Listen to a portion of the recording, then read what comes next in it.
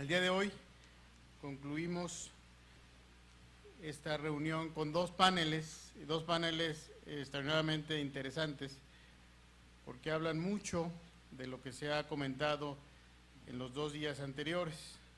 El primero tiene que ver con las estadísticas oficiales, si reflejan las necesidades de los usuarios de hoy, y el segundo, los retos para comunicar eficazmente la información estadística. Los dejo entonces con José Antonio Mejía, que va a moderar este panel. Gracias, presidente. Bueno, el día de hoy tenemos un panel inicial que volvemos al formato de mesa, donde es más fácil controlar los tiempos en lugar del formato ventaneando, que batallamos mucho el día de ayer para controlar los tiempos. Tenemos este panel a Gonzalo Aranguis Guevara de Expansión, Enrique Maynor Campa de Coneval, Luis Fonserrada Pascal del CESP y Guillermina Eslava Gómez de la Facultad de Ciencias. Me permitiré presentarlos en su momento cuando le toque hablar a cada uno. Les recuerdo que tienen 20 minutos. Gonzalo Aranguis iniciará su presentación. Él es ingeniero civil industrial de la Universidad de Santiago de Chile, cuenta con varios diplomas en negocios y periodismo en universidades de América Latina. A su cargo, en este momento, se encuentra el equipo de profesionales que realiza todos los estudios especiales de la revista Expansión y otras revistas del Grupo Expansión, entre los que podemos destacar las 50 mujeres más poderosas de los negocios, las 500 empresas más importantes de México, las superempresas, el lugar donde todos quieren trabajar, los 100 empresarios, entre muchos otros. Además, su equipo da soporte analítico y financiero a gran parte de las publicaciones de la revista. Cuenta con más de 10 años de experiencia en el mundo editorial latinoamericano, cumpliendo ya 5 años al frente del área de estudios de Expansión. Él es editor, como le decía, el editor de los estudios especiales de la revista Expansión. Gonzalo. Muchas gracias, José Antonio. Muy buenos días a todos. Estoy probando.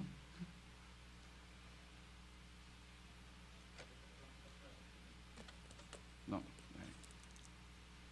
Bueno. La pregunta es, bueno, las estadísticas oficiales reflejan las necesidades de los usuarios de hoy. Bueno, fue una pregunta bastante abierta, que es muy buena para crear discusión. Bueno, como buen ingeniero, ¿cómo resolvemos este problema? Lo separamos en parte. Digamos, ¿quiénes son los usuarios de hoy? ¿Qué necesidades tienen?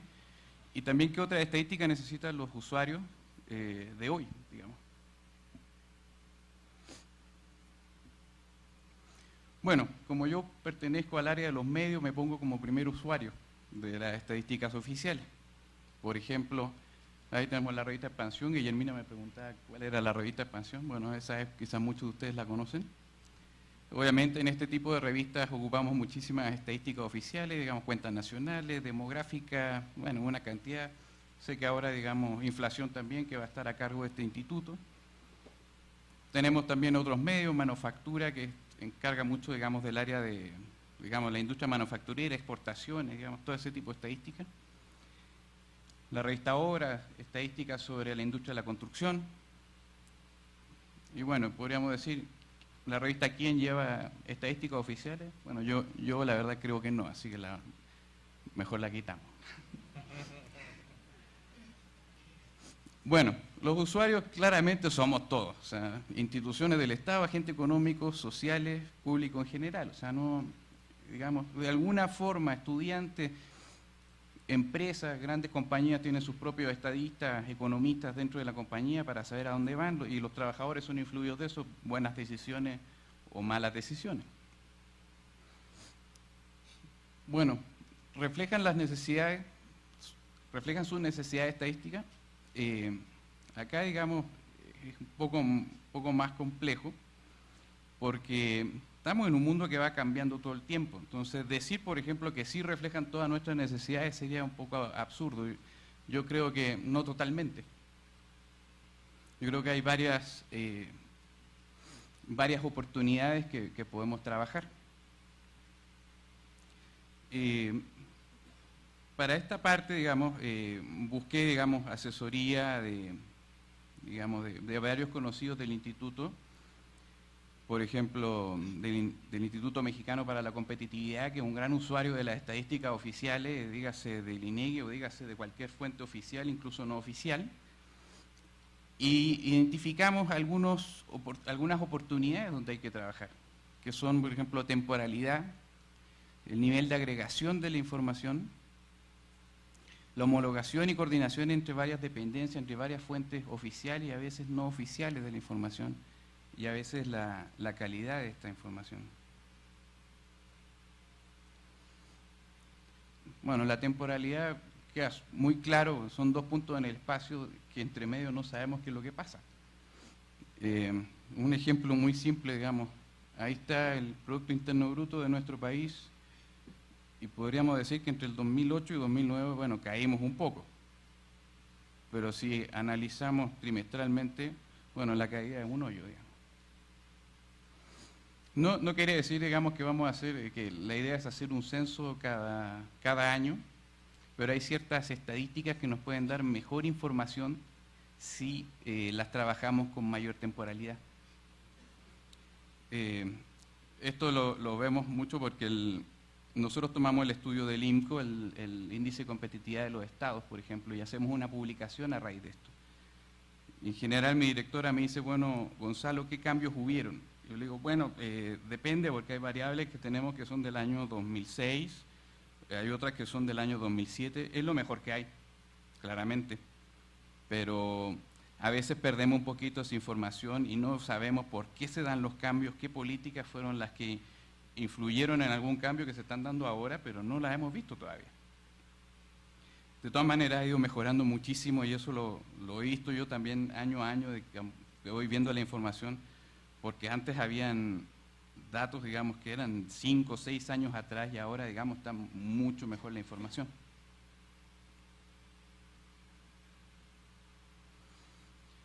El nivel de agregación es otro, digamos, de las oportunidades que yo veo, digamos, para que estas estadísticas nos puedan ayudar más.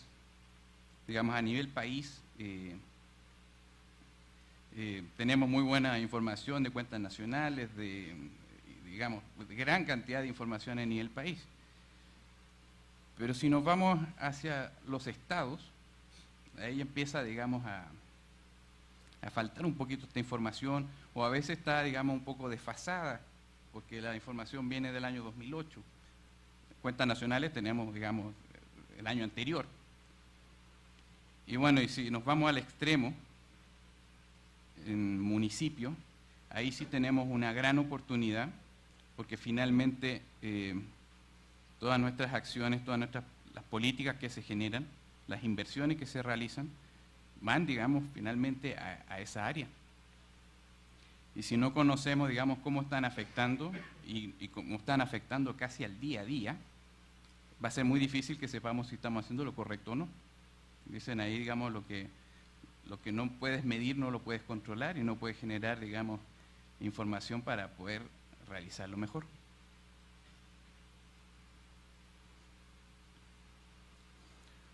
Homologación y coordinación. Me ha pasado, digamos, que entre distintas fuentes, distintas dependencias, por ejemplo, la deuda de un Estado. Bueno, está la deuda que reporta el mismo Estado, está la deuda que reporta Hacienda, está la deuda, digamos, que está en el INE y a veces no cuadra. Entonces, digamos, ¿cuál es la buena? Yo creo que solamente, digamos, una coordinación en buscar, digamos, esa información, aclararla, porque crea un poco de confusión. Y eso, bueno, en muchísimas de las estadísticas es una gran oportunidad para hacer que nuestros datos sean muchísimo más valiosos.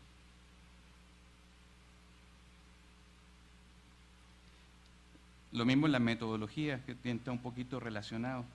Bueno, ¿cómo mide el Estado su deuda? ¿Cómo la cuenta Hacienda?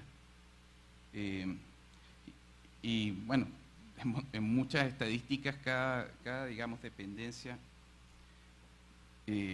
toma una metodología y después cuando tratamos de agregar incluso entre los estados, cada estado mide alguna estadística propia de su estado y la mide en forma distinta. Entonces al momento, digamos, de comparar toda esta información se complica, digamos, un poquito.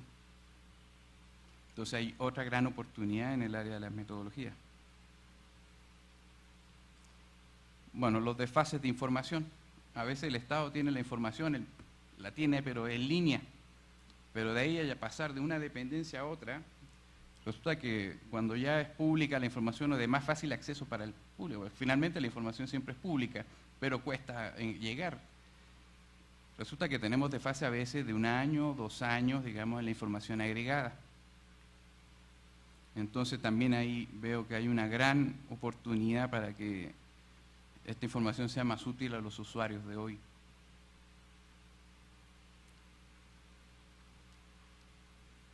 Bueno, y calidad.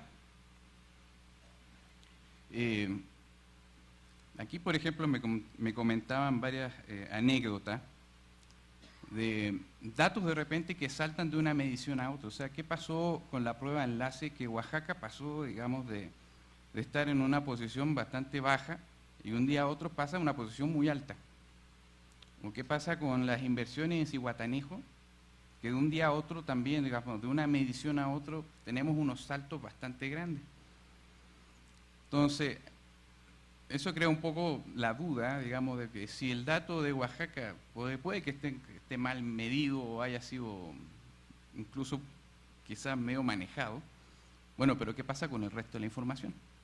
Es como cuando yo hago las 500 empresas y hay un dato malo, bueno, ¿qué me dicen del resto? O sea, ya empiezan a desconfiar, mi directora me dice, Gonzalo, este dato está mal, bueno, habrá que empezar a revisarlos todos.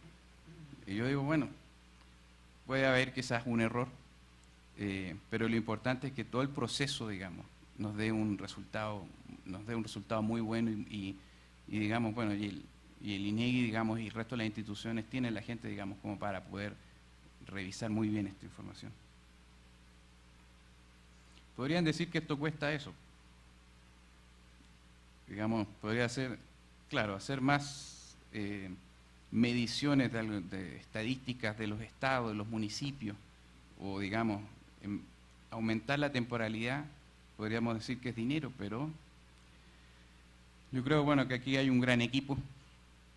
Hay un gran equipo en el INEGI, hay un gran equipo en otras instituciones oficiales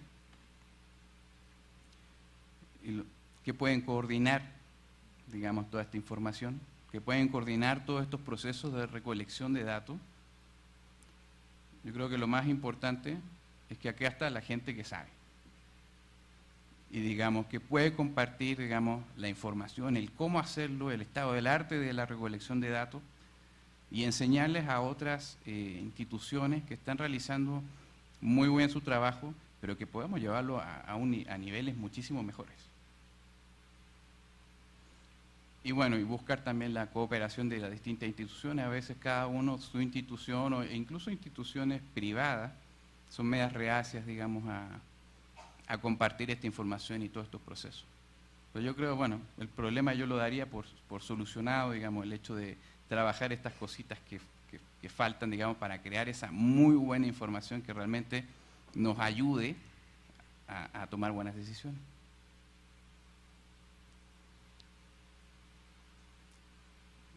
Y acá, digamos, este tema es el que me gusta muchísimo, dice los usuarios de hoy.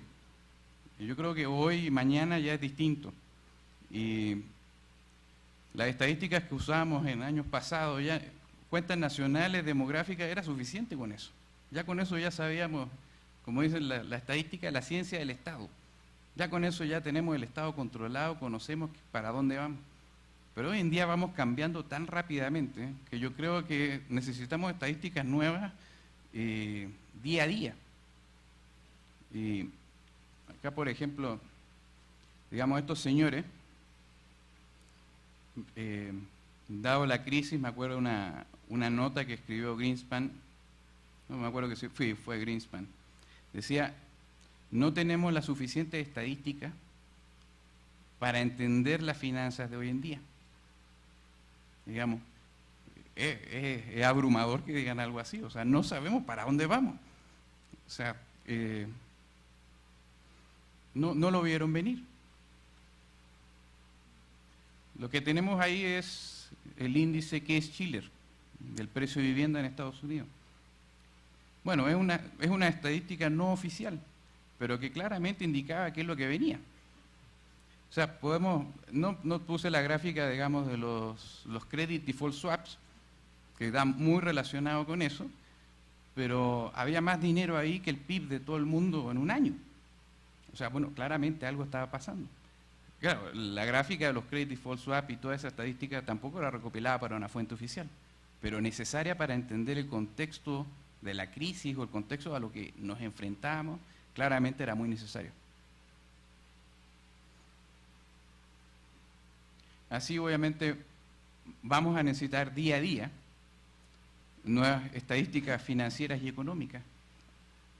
Hoy en día se está hablando, digamos, de que hay una, lo decía el señor Slim, hay una burbuja de commodities.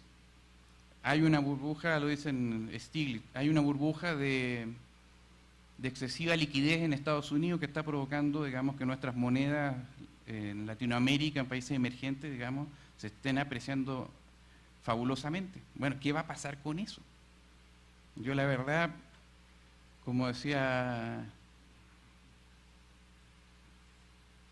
el señor Greenspan, no sé si tenemos la suficiente estadística para entender a qué es lo que nos vamos a enfrentar. Obviamente todas estas estadísticas no necesariamente son oficiales, de ahí viene la cooperación, porque tenemos instituciones como Standard & Poor's con Case-Shiller. Yo creo que no tenemos ninguna estadística que indique precios de casas en México. No hay ninguna institución que lo haga. No estamos cerca de eso porque no hay ese problema. Pero, y en otras áreas, se habla de la burbuja del oro también. Entonces, vamos a necesitar, y para eso hay que juntarse, pensar, digamos, bueno, cuáles son las estadísticas que necesitamos al día a día y a futuro. Bueno, ahora viene la COP16. Y la verdad yo me dediqué hace pocas semanas a tratar de armar ver la situación medioambiental y de cambio climático en México. Y me encontré, digamos, que hay muy poquitas estadísticas con respecto a eso. Claro, es un tema nuevo, no lo vamos a resolver de un día para otro, pero digamos, son las estadísticas que a futuro nos está pidiendo el usuario de hoy. De educación. Hoy de la mañana, no sé qué pasó, digamos, en las noticias, pero era todo el tema de educación. Entonces, hablaban que la educación no es buena, pero que a pesar que hay una educación no tan buena, una buena asistencia de los padres, digamos, podría reparar, subsanar un poquito eso. Pero no tampoco tenemos estadísticas, digamos, de cómo es el trato en la casa, son estadísticas como más sociales. Seguridad, bueno, tema de moda. Ya está, digamos, lanzada la plataforma México, en este momento encriptada para gran parte de nosotros, digamos, obviamente hay que cuidar la información, pero tan encriptada que solamente el secretario tiene la información. Y cuando vi en su página web, digamos, del proyecto, solo 26 municipios estaban subidos, digamos, a esta iniciativa. Ahí necesitamos, digamos, avanzar más rápido, generar esas estadísticas que nos permiten tomar buenas decisiones. Y bueno, y salud, hablamos de la obesidad. Son temas, digamos, que propuse, temas son muchísimos. Hay muchísimos temas donde vamos a necesitar nuevas estadísticas para el usuario de hoy. ¿Y todo esto para qué? Para tomar mejores decisiones. Y ese es, digamos, el fin de mi presentación. Muchas gracias.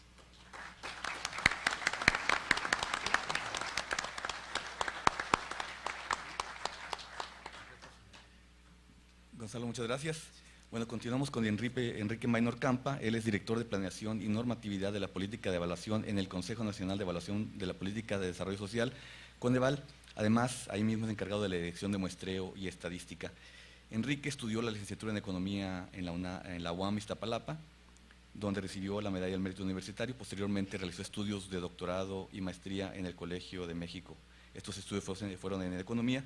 Ha sido profesor investigador del Departamento de Economía del TEC de Monterrey, Campus Ciudad de México, y de Matemáticas en el Instituto Politécnico Nacional. Ha impartido clases de Matemática, Estadística y Economía en la UAM y en el CIDE.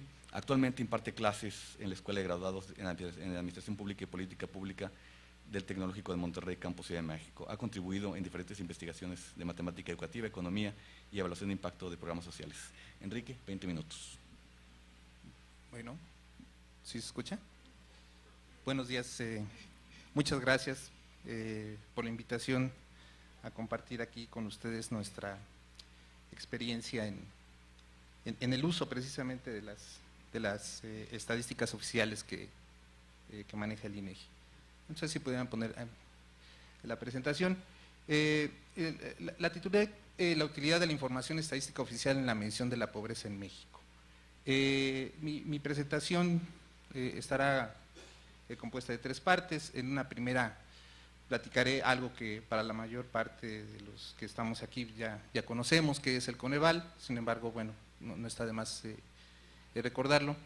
Luego, el uso de la información, que prácticamente relataré con ustedes, compartiremos una historia que yo considero de éxito, precisamente en este trabajo muy importante que es la medición de la pobreza, y finalmente platicaré sobre algunas tareas pendientes en esta tarea. Bueno, ¿qué es el Consejo Nacional de Evaluación de la Política de Desarrollo Social?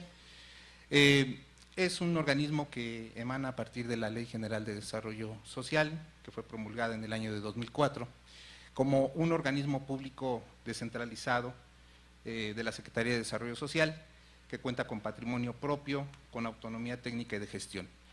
La organización básica, estructural de Coneval, tiene en la cabeza un comité directivo que es presidido por el secretario de Desarrollo Social y en el cual participan también representantes de la Secretaría de Hacienda, un representante de la Secretaría de la Función Pública y 6 académicos elegidos por la Comisión Nacional de Desarrollo Social.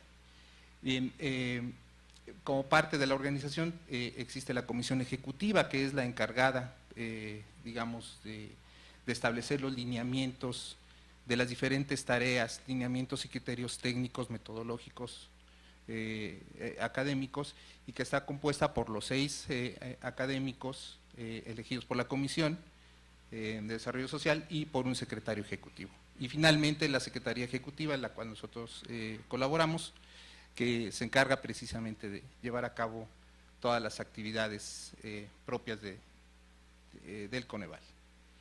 Bien, ¿cuáles son las 2 funciones fundamentales del Consejo? Es normar y coordinar la evaluación de la Política Nacional de Desarrollo Social, las políticas y la evaluación de las políticas y programas y acciones que ejecutan las diferentes dependencias. Esa es una de las tareas.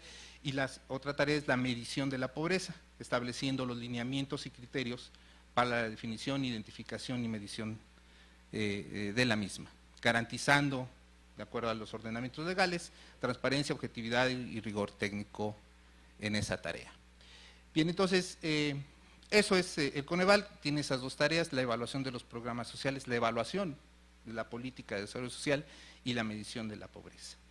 En este contexto, en esta segunda tarea, que es la medición de la pobreza, trataré de platicar esta historia del uso que se ha hecho de la información. En la misma ley, en los artículos 36 y 37, se establece que la medición de la pobreza deberá utilizar la información del INEGI y que contemplará al menos los siguientes indicadores, que sería el ingreso corriente per cápita, que ha sido el indicador que tradicionalmente se ha utilizado en las diferentes mediciones de pobreza, 6 indicadores relacionados a características y condición de carencia de las personas, rezago educativo, servicios de salud, seguridad social, vivienda, alimentación, y un 8º indicador que la ley establece como grado de cohesión social. Además de esto, en el artículo 37 se establece que la medición tendrá que realizarse cada 2 años a nivel estatal y cada 5 a nivel municipal. Para esto y para el tiempo en el cual se promulgó la ley, existía alguna fuente de información que permitía tener indicadores para cada uno de estos. Entonces, el Coneval lo que hace, desde que inicia sus funciones, se instala prácticamente a finales del año 2005 e inicia la comisión ejecutiva, sus actividades en mayo de 2006, inicia el trabajo de ir revisando la información disponible ir generando indicadores para la medición de la pobreza. Entonces, el primer dato que da a conocer precisamente en agosto de 2006 es precisamente la medición de la pobreza, en el cual el Coneval retoma la experiencia que ya se había dado anteriormente en el año 2002 con el Comité Técnico de Medición de la Pobreza, en el cual utiliza la fuente, como principal fuente para la medición de la pobreza, la Encuesta Nacional de Ingreso y Gasto de los Hogares. Para el año 2005 se contaba con esta encuesta, un año atípico en cuanto a la periodicidad del levantamiento del ENIG, pero que permitió dar este primer dato. Y a partir de ahí, para los siguientes años se siguió proporcionando esta información. Este es el gráfico que la mayor parte de ustedes conoce sobre la evolución de la pobreza en cada una de las clasificaciones que se ha dado, pobreza por ingresos. Al mismo tiempo, y durante estos años, en el año 2007, se realizan algunos trabajos que permitieran ir acercándonos al cumplimiento de la ley. Se generan lo que se llaman los mapas de pobreza, que utilizando la metodología de Elbert y Lanyou, publicada en el año 2003 y que es retomada también por el Banco Mundial, se construyen los mapas de pobreza por ingreso y se hacen estimaciones a nivel estatal y municipal con información o combinando información tanto de la ENIG como del Conteo de Población y Vivienda del año 2005. Entonces, esta información nos permite generar indicadores de pobreza por ingreso para el año 2000, para el año 2005, y de acuerdo a la precisión de los estimadores, se pueden generar o hacer algunas inferencias sobre los cambios que ha habido en la pobreza por ingresos. Bien, esto es utilizando la información y retomando la experiencia que había de la medición de la pobreza por ingresos. Retomando otra experiencia también muy importante, heredada precisamente por el Consejo Nacional de Población, quien realiza la estimación del índice de marginación y usando la misma técnica de componentes principales. El Coneval da a conocer el índice de rezago social, compuesto y que tiene como componentes indicadores que están relacionados a los indicadores que marca la ley. Y el propósito era precisamente tener indicadores a ese nivel. El índice de rezago social, también con información de conteo de 2005, permite construir los mapas de rezago social a nivel estatal, a nivel municipal, y gracias a la información disponible en la integración territorial que publica el INEGI, permite también tener estimaciones para nivel de localidad. Bien, a partir de esto y haciendo una comparación, un cruce de la información, lo que se observa con estas primeras estimaciones es, por un lado, por el lado del componente de ingreso que mide la pobreza por ingresos clasificada en alimentaria, capacidades y patrimonio. Encontramos una correlación importante con el grado de rezago social, ¿no? Si nosotros observamos en estas pequeñas matrices, observamos que casi la mayor parte de los municipios se aglutinan alrededor de las diagonales principales. Bien, sin embargo, hasta aquí, aunque se dieron a conocer estos datos, existían algunos retos. En primer lugar, el reto de los indicadores. Si bien había suficientes fuentes de información, los indicadores con los cuales se contaban eran insuficientes, al menos para alguno de ellos, como podría ser el acceso a la alimentación, no se tenía un indicador. Podría haberse aproximado con la pobreza alimentaria, sin embargo, era insuficiente para conocer precisamente en un ámbito o en una definición más amplia de lo que es el acceso a la alimentación, cuál era la condición del país. Por otra parte, aunque se retomaba ya la experiencia de dos técnicas y propuestas metodológicas, tanto la medición de la pobreza por ingreso como el caso del del índice de rezago social.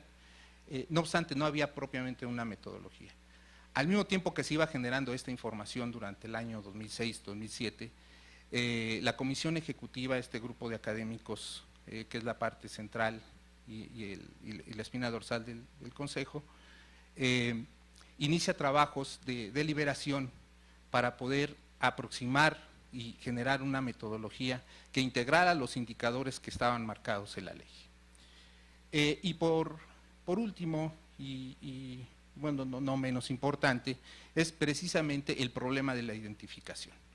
Si bien el índice de rezago social permite llegar hasta nivel de localidad, seguían siendo, se construye a partir de indicadores agregados a ese nivel. No quedaba resuelto todavía el problema de la identificación. Entonces, durante este tiempo de 2006, 2007 hasta 2008, se hacen diferentes trabajos muy importantes para generar la información que derivaron en el año 2008 en el levantamiento junto con la ENIC del módulo de condiciones socioeconómicas, que tiene entre sus principales características preguntas que permiten generar ahora sí la mayor parte de los indicadores que están marcados en la ley. Y otra característica también muy importante es el tamaño de la muestra, alrededor de 64,000 viviendas que permiten con bastante precisión estadística generar estimadores a nivel estatal de todos los indicadores. Y por el otro lado, por el lado metodológico, la Comisión Ejecutiva realiza diferentes seminarios, invita a especialistas internacionales y nacionales para discutir el tema. Todo esto deriva precisamente en la metodología de la medición multidimensional de la pobreza en México. Metodología que ha sido ya dada a conocer y es oficial, se dio a conocer el 9 de diciembre del año pasado y fue ya publicada en el Diario Oficial de la Federación el 16 de junio de este año. Bien, las características fundamentales de la metodología es retomar precisamente lo que la ley establece en términos de la medición de la pobreza. Por un lado, la misma ley reconoce que existen derechos sociales de los individuos que están promulgados en el artículo 6º y que tienen relación directa con los indicadores que la misma ley establece para la medición de la pobreza. Por otra parte, la misma ley reconoce como un elemento sustantivo el bienestar económico, incorporando como parte de los derechos económicos y sociales. Estos son los dos elementos sustantivos de la metodología.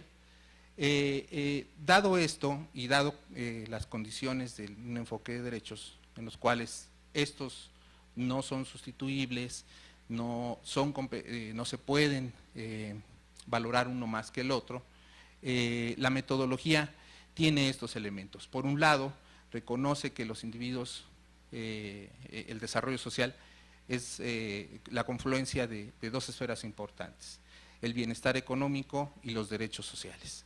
Entonces, para efectos metodológicos, se ubica el bienestar económico a partir de la medición del ingreso, como tradicionalmente se realizaba en la medición de la pobreza por ingreso, pero también se integra otro elemento, que son las carencias en el disfrute de los derechos sociales. En este sentido, dentro de este eje o este espacio se reconocen como derechos sociales los marcados en la ley que están relacionados con estos indicadores. Y el octavo pasajero de estos indicadores, la cohesión social, que ha sido un concepto que a mí en lo personal, en lo particular, me ha llamado mucho la atención y sigo sin entender bien a qué se refiere, pero sí sabemos que tiene algunos elementos relacionados con el contexto, es decir, cómo las personas establecen relaciones entre sí, cómo el conjunto de personas pueden identificarse entre sí. Bien, con estos tres elementos o estos tres espacios, el de bienestar, el de las carencias sociales y el de contexto territorial, se integra la medición de la pobreza. Se identifica a las personas de acuerdo a sus carencias por derechos sociales en individuos que no tienen carencias o individuos que tienen al menos una carencia. A partir de esto, todo este conjunto de población se vuelve objeto de política pública. Por otra parte, la medición del bienestar se realiza construyendo algunas líneas de bienestar económico que son fundamentalmente líneas de pobreza por ingreso. La intersección de estos dos espacios, el de las carencias y el bienestar, definen al conjunto de la población en pobreza multidimensional. Y así llegamos a una definición en la cual una persona se encuentra en situación de pobreza multidimensional cuando presenta al menos una carencia social y no tiene un ingreso suficiente para satisfacer sus necesidades. Esta es la definición establecida en la metodología, y también dentro de la metodología se encuentran identificados dos umbrales muy importantes y que definen a una población que es prioridad, digamos, en la política pública, y es la población con pobreza multidimensional extrema, aquella que de las carencias en derechos sociales tiene más de la mitad, o bien tiene un ingreso inferior precisamente a líneas de bienestar. Existen otros dos componentes de la metodología, que es la población carente por derechos sociales, o bien la población vulnerable por ingreso. Esto es lo que define en términos generales la metodología, y algunos resultados que ya se han dado a conocer y que tienen que ver con los números. Estamos hablando del 42.7% de la población en condición de pobreza, 44.2% es el 47.2 millones de personas. Y bueno, la metodología incluye mediciones de cohesión social, que están orientadas fundamentalmente a indicadores de desigualdad económica y de polarización. Esta información es disponible, está integrada en diferentes datos, de los cuales mostramos aquí algunos trípticos que están disponibles en la página de Coneval.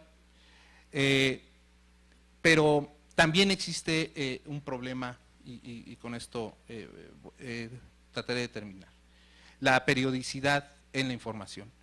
Dada la condición en la cual la información está disponible, se requiere información que esté en periodos un poco más cortos. Coneval da a conocer precisamente este indicador, el índice de la tendencia laboral de la pobreza, que no es otra cosa más que la medición de la pobreza por ingresos, utilizando las líneas de bienestar económico aplicadas a los ingresos que reporta la Encuesta Nacional de Ocupación y Empleo. Las tareas pendientes, finalmente, serían entonces esto. A nivel de desagregación, se requiere información que llegue efectivamente, como ya comentaba Gonzalo, información más desagregada a nivel municipal. La periodicidad es un elemento muy importante en la información por la oportunidad que se necesita a efectos de tomar decisiones de política pública, y algo que también ha sido muy importante en la operación de muchos programas con orientación social es contar con indicadores de infraestructura social.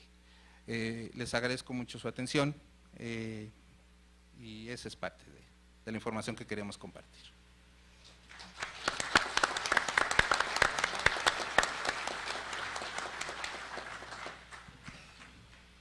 Gracias. La tarjeta de 5 minutos parece asustar lo suficiente para terminar con tiempo extra. Enseguida tenemos a Luis Fonserrada, muchos lo conocen, estudió Física y Economía en la UNAM, obtuvo la maestría en Economía en el CIDE, posteriormente fue investigador visitante en la Universidad de Princeton y realizó estudios de doctorado en la UAM. Fue director de Política Monetaria y Crediticia y director de Financiamiento Externo en la Secretaría de Hacienda y Crédito Público. Después de 10 años de trabajo en la SHCP, trabajó en la reestructura de la deuda externa de Petróleos Mexicanos y en la alianza estratégica con Shell en Deer Park. En el inicio de la década de los años 90, participó en la conformación del Banco Alianza, del que fue director y socio hasta que este fue adquirido por GE Capital. En los primeros años de la década del 2000 dirigió y participó en proyectos conjuntos con Naciones Unidas y el Fondo Monetario para dar capacitación a oficiales de bancos centrales y secretarios de finanzas en países de Asia Central. En el campo académico se desempeñó como vicerrector general de la Universidad de las Américas en Puebla y ha sido profesor investigador en materia económica y financiera en instituciones como el CIDE, el ITESM, el ITAM, la Universidad de Anáhuac, la Universidad Iberoamericana, la UAM y el Colegio de México. Más recientemente organizó la Sociedad Financiera Popular, fin social, de la que actualmente es presidente del Consejo de Administración y actualmente se desempeña como director del Centro de Estudios Económicos del Sector Privado. Luis. Gracias. Buenos días. Antes de iniciar, quisiera felicitar, Eduardo, por esta iniciativa. Yo creo que es fundamental el poder escuchar comentarios y propuestas y sugerencias alrededor de la estadística de nuestro país. Creo que es uno de los pasos más importantes que se pueden dar. Así que felicidades, y felicidades por el Día de la Estadística también. Yo quisiera llevar a cabo mi intervención iniciando con una premisa general y luego voy a hacer 9 reflexiones. 6 de estas son aspectos generales que son fundamentales y 3 de ellas que yo llamaría críticas y urgentes por su importancia. Entonces, inicio con la premisa. Y la premisa tiene que ver con la razón de ser de la información. Partiría de que el mandato esencial del Estado es promover el bienestar de la población, sin más. Este también debería ser el principal objetivo del sector privado. Pero teniendo como premisa y como línea de acción en general el promover el bienestar de la población, es que podemos derivar una serie de medidas y planteamientos y no perder la brújula ni en la estadística y con esperanza ni en las políticas públicas. Y de ahí a la información. Sin información, que sea confiable, oportuna, sin duda, y transparente, no se puede cumplir el mandato de ver y promover el bienestar de la población.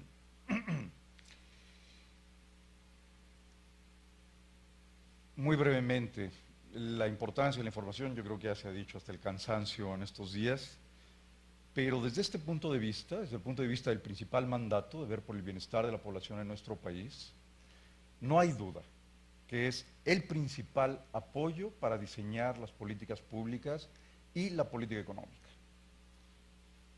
No hay otro más importante. Es a través de todas estas variables de su evolución, económicas, sociales y demográficas, que se puede llevar a cabo el análisis, la evaluación, que es fundamental, y la sugerencia de medidas de políticas públicas. De ahí que es la información la principal fuente para la toma de decisiones. Así que, sin duda, la información es más importante que las discusiones que se puedan dar en el Congreso, en las distintas esferas del Ejecutivo y lo que pueda decir el sector privado y los medios. O sea, es crítica, es la fuente principal. Con ella, desde el punto de vista del sector público, de los servicios públicos, de los bienes públicos, se puede evaluar, rediseñar, cancelar o empujar programas sobre salud, educación, seguridad, etcétera, transporte, electricidad, agua, drenaje, en fin, alcantarillado. Y desde el punto de vista del sector privado, inversión en distintos sectores, inversión en distintas regiones, conocer tendencias y posibilidades de consumo, por supuesto precios, que ahora se convierte en una responsabilidad de INEGI, y junto a esto todas las variables financieras, ¿no? Ahorro, uso de los recursos financieros, etcétera. Entonces, para poder lograr este bienestar, para poder maximizar este bienestar, se requiere información de alta calidad.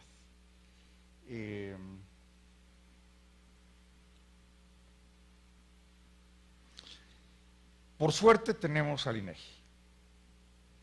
Y con la promulgación de la ley en el 2008, donde cambia la personalidad jurídica, esto nos permite pensar efectivamente en una institución de estadística independiente, transparente y que suministre toda la información que requiere el Estado y los usuarios, la sociedad. Y yo creo que las atribuciones que están ahí expuestas son fundamentales, ¿no? Producir la información, menciono algunas, estadística y geográfica, prestar el servicio público de información, promover el conocimiento y el uso de la información y, fundamental, conservar la información, ¿no? Yo que he estado tan vinculado a la vida financiera del país, este es uno de los grandes, parece que en México no existe antes del 1992, ¿no? Y esto es gravísimo para un país que es el 14º en el mundo por el tamaño de su economía, y simplemente no existe. Y en otros casos desde el 2003, pero esto es algo que hay que resolver. En ese sentido, los requisitos de la información, yo diría,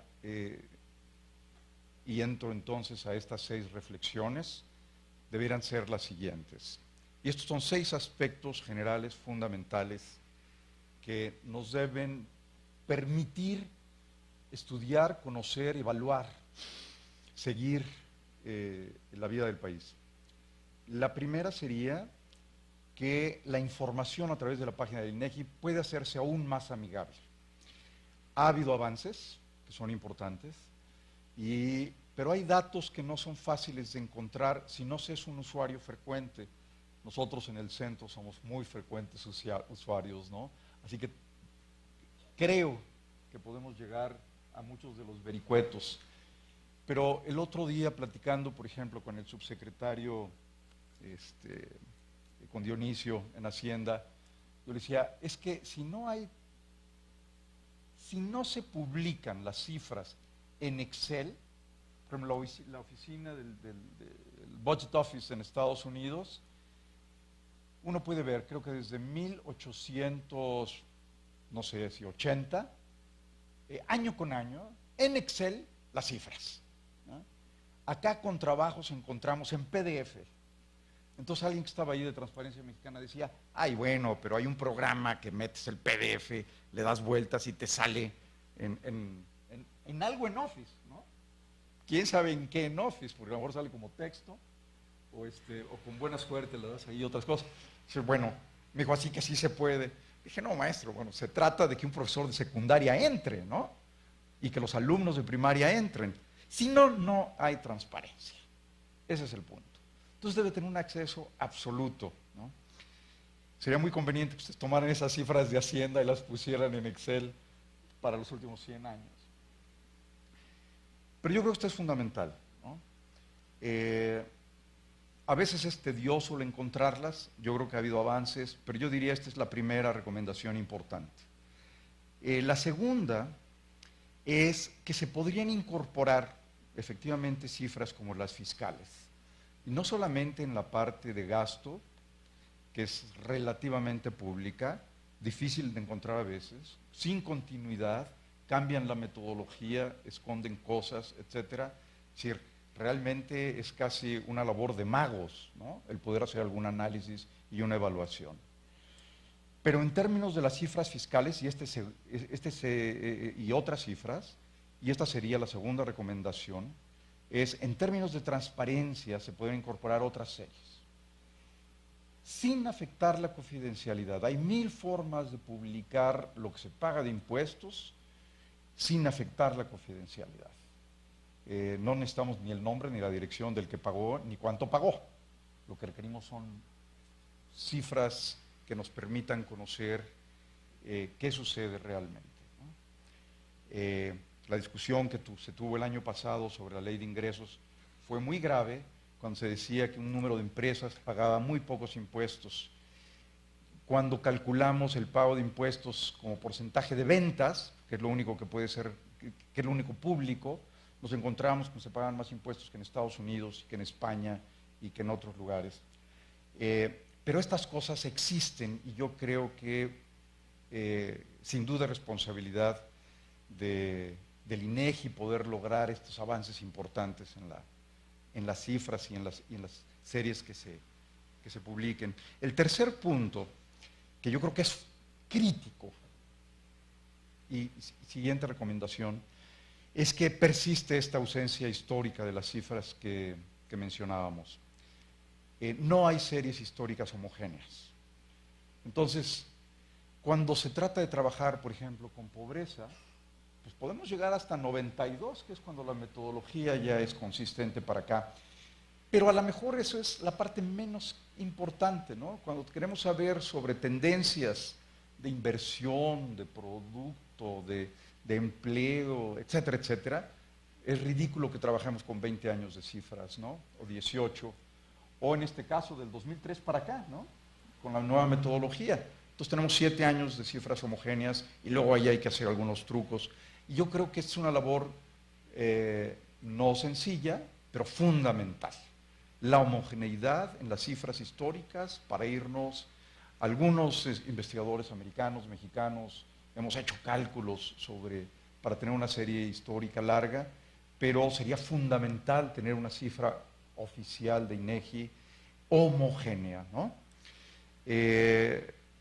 Sin historia, es decir, estadística sin historia es antiestadística, ¿no? Déjenme ponerlo así. Así de grave y así de importante es. De las series que efectivamente se pueden encontrar, que ya no se actualizan, sería fundamental continuarlas y homogeneizarlas con la base de 2003, por ejemplo.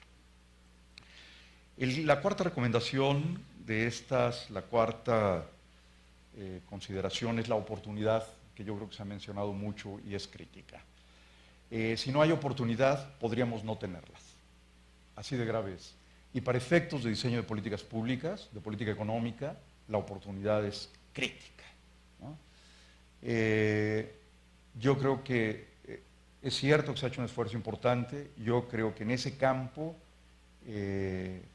todos los esfuerzos que se lleven a cabo permitirán actuar de mejor manera, más rápidamente en muchos campos. Hoy, por ejemplo, una discusión importante en el mundo y aquí en México es: ¿podríamos bajar la tasa de interés un cuarto? ¿Sí o no? ¿Y por qué?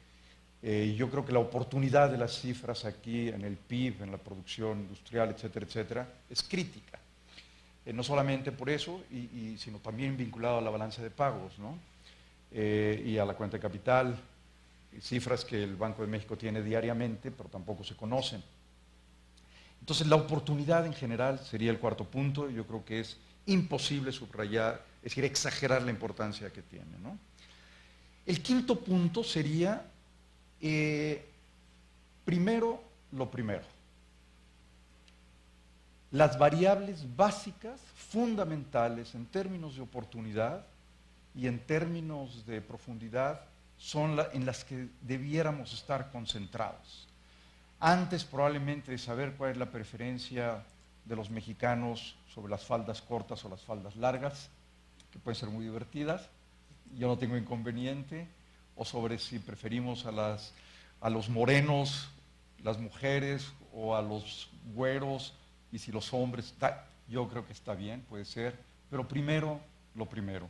Y yo creo que había que tener muy claro cuáles son las estadísticas básicas que requerimos, tenerlas claras, iniciar por ahí, complementarlas bien en oportunidad, en profundidad, en extensión, en representatividad por entidades federativas, etcétera, que es la base de las políticas públicas. El sexto punto dentro de estas reflexiones generales sería la confiabilidad de las cifras. Y la pregunta es, ¿qué tan confiables son algunas cifras en función de la metodología que se utiliza y de las definiciones que utilizamos? Un ejemplo es el personal ocupado. La definición de INEGI es, por ejemplo, uso este ejemplo, personas que durante la semana de referencia realizaron algún tipo de actividad económica, estando en cualquiera de las siguientes situaciones, trabajando por lo menos una hora o un día para producir bienes o servicios de manera independiente y subordinada, con o sin remuneración, ausente temporalmente de su trabajo sin interrumpir su vínculo, y incluye a los ocupados del sector primario, etc. Es muy cuestionable que esto nos pueda dar una verdadera cifra representativa del personal ocupado. Cuando esto lo comparamos con las cifras americanas, por ejemplo, las de otros países, pues nos encontramos con tasas de desocupación allá de 9, 10, etcétera, y nosotros con 5%. Es decir, este es solo un ejemplo de la necesidad de revisar algunos de los conceptos, porque cuando se discute en distintos foros dicen, a ver, ¿y esto quién lo inventó? No, bueno, pues es parte de una encuesta de ocupación. Bueno, pues a ver si la revisan, ¿no? Y no es que la encuesta esté mal, pero probablemente la definición de las variables que estamos viendo, no solamente en este caso, yo creo que vale la pena llevar a cabo una revisión de las definiciones. Bien, paso a 3 recomendaciones específicas que nos parecen fundamentales. Y de nuevo, teniendo muy presente que el mandato del sector público y la persecución del sector privado debe ser el bienestar de nuestra población. El deterioro de nuestro tejido social ha sido brutal y tiene que ver con la incapacidad o el olvido, la indiferencia de haber llevado a cabo las políticas públicas correctas. Hay cosas que no sabemos y en las que podríamos incidir de manera importante para mejorar las políticas públicas. Educación. No hay duda que es uno de los grandes temas, ha sido muy mencionado. La educación pública no es gratuita, no es cierto que sea gratuita. Todas las familias en todos los municipios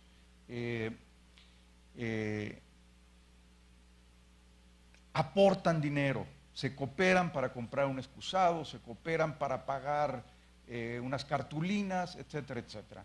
Luego cambian cuando llega el dinero de la Secretaría de Educación, en fin, hay una serie de cosas que desconocemos de cómo suceden. ¿Cuánto verdaderamente gastan las familias y en qué lugares lo gastan con representatividad estatal? No lo sabemos. Lo mismo en el caso de la salud. Podríamos mejorar y afinar y perfeccionar el cómo apuntar las políticas públicas si lo supiéramos. En el caso de la salud es exactamente lo mismo. Tenemos una cifra que es el número de gente que utiliza el Seguro Popular. No sabemos cuánto adicionalmente gastan. Los mismos que están en el Seguro Social o en el ISSSTE tienen otros gastos en el sector privado, en hospitales privados, etcétera. No sabemos exactamente con precisión cuánto se gasta en Chiapas, o en Chihuahua, o en Tijuana, o en, qué sé yo, en otros estados, en Veracruz, por esta razón. Tenemos una cifra que es confiable solo a nivel nacional, una cifra para el país. Es imposible llevar a cabo políticas públicas. ¿Por qué? Porque las encuestas de ingreso-gasto no son representativas a nivel estatal. Entonces no tenemos instrumentos para hacer políticas públicas a nivel regional. Gracias a este ajuste de la INIG que llevó a cabo INEGI a partir de la iniciativa de Coneval, es que tenemos una cifra adicional que pretende representatividad estatal, y eso ya fue un gran paso. Pero no puede ser que no lo tengamos. Y esto es para educación, para salud, para seguridad, gastos y costos en seguridad e inseguridad. De ahí la enorme importancia de conocer además, bueno, déjenme agregar algo más antes de concluir este primer aspecto. Insumos físicos, productos, por ejemplo, los precios de insumos como acero, cobre, electricidad, etcétera, no les damos un seguimiento, no existe un índice específico en nuestro país, sería crítico tenerlo, en otras economías existe. No me detengo aquí por el tiempo, pero entonces, la recomendación con respecto a la SNIG es: no podemos hacer políticas públicas con una cifra para el país. Requerimos no solo bianual, sino anualmente esta encuesta, y no solamente para conocer esta importantísima preocupación que es la pobreza y la distribución del ingreso a nivel estatal. Hoy no sabemos realmente, históricamente, cómo ha evolucionado la pobreza o la distribución del ingreso en un estado. Punto. Tenemos una fotografía, no tenemos la película. No podemos evaluar las políticas públicas. Entonces es fundamental hacerlo. La segunda, y que creemos que es muy importante, recomendación, y este es un esfuerzo que creemos central en este campo de estas 3 recomendaciones que creemos que es críticas, es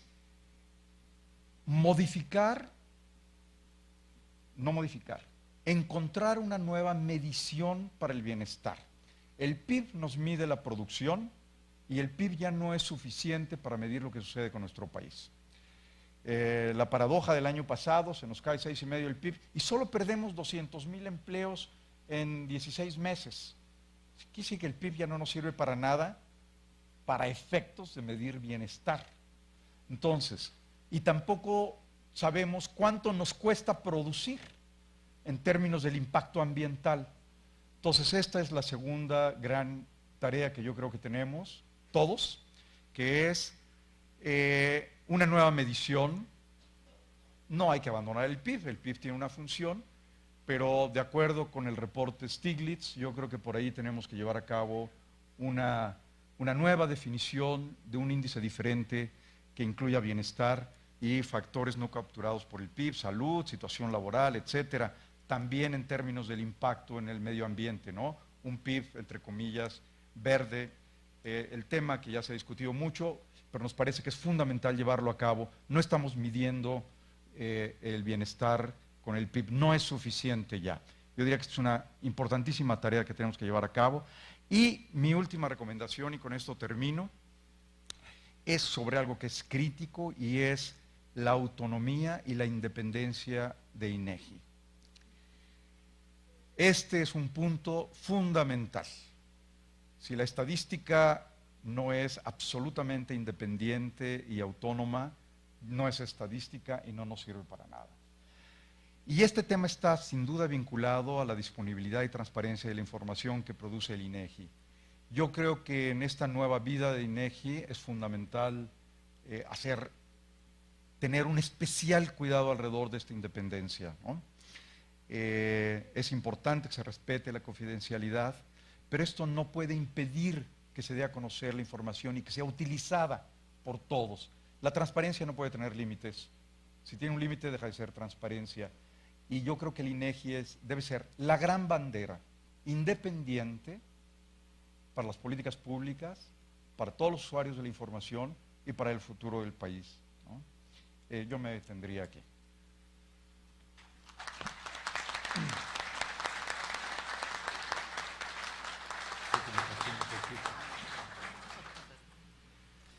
Bueno, por suerte habíamos ahorrado con los anteriores panelistas, así que se compensa. Terminamos con la doctora Guillermina Eslava Gómez. Ella obtuvo su doctorado en estadística por la Universidad de Oxford en Inglaterra y es licenciada en actuaría por la Universidad Nacional Autónoma de México. Realizó un postdoctorado en la Universidad de Aalborg en Dinamarca con el proyecto Propiedades Predictivas de los Modelos de Asociación Gráfico, con énfasis en las clasificaciones de observaciones multivariadas. Actualmente es profesora titular A de tiempo completo del Departamento de Matemáticas de la Facultad de Ciencias de la UNAM. Ha participado en diversas revistas internacionales arbitradas, con artículos de investigación y divulgación. Ha sido tutora principal en los posgrados de la UNAM en Ciencias Matemáticas y de la especialización en Estadística Aplicada y en el de Ciencias Médicas Odontológicas y de la Salud.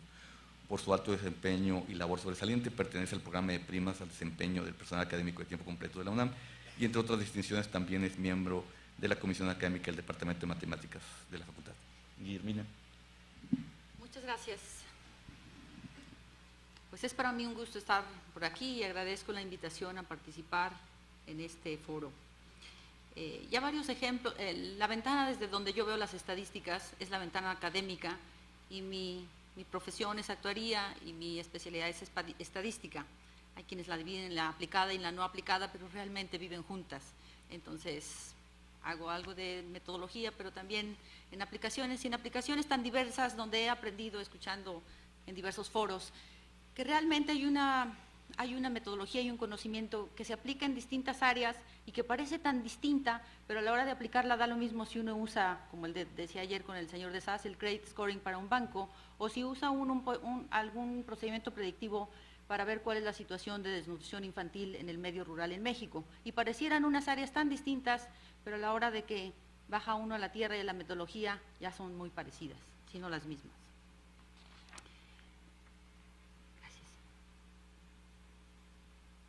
Pues realmente daré una introducción, y a mí me ha ocurrido lo mismo que a los compañeros que están aquí cuando uno le hacen la pregunta a participar en un foro y le dan la pregunta en la que uno tiene que platicar, y uno se pregunta primero si entiende la pregunta para después comentar y tratar de dar una respuesta.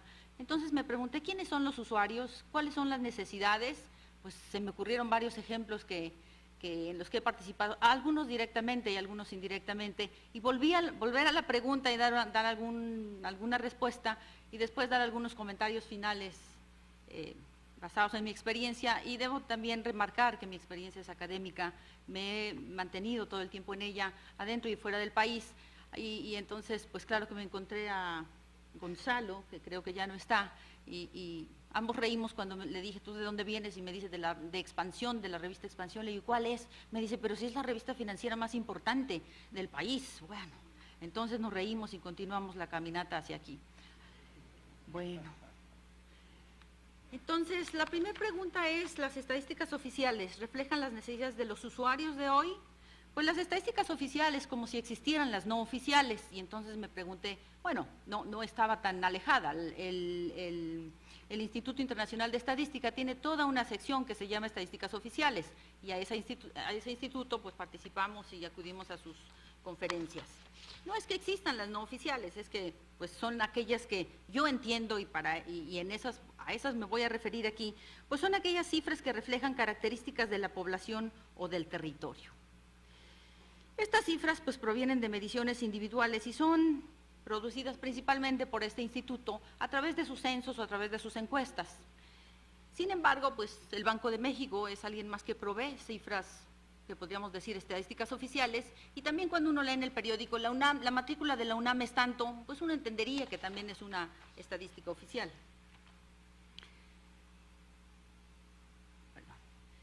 Ya no quiero detenerme tanto en saber quiénes son los que usan las estadísticas oficiales, porque ya nos han dado varios ejemplos. Quizás el único que no se ha explorado con un poco de detenimiento es el académico. En el académico están las universidades y cualquier institución académica en sus distintos niveles, pues desde la docencia, desde la investigación, la divulgación, y también en las ciencias, en las humanidades y en las artes. Uno piensa que solamente las ciencias son las que la usan, pero luego se da uno cuenta que los artistas también tienen mucho que decir y mucho que contribuir, y tal vez más de lo que uno quisiera pensar.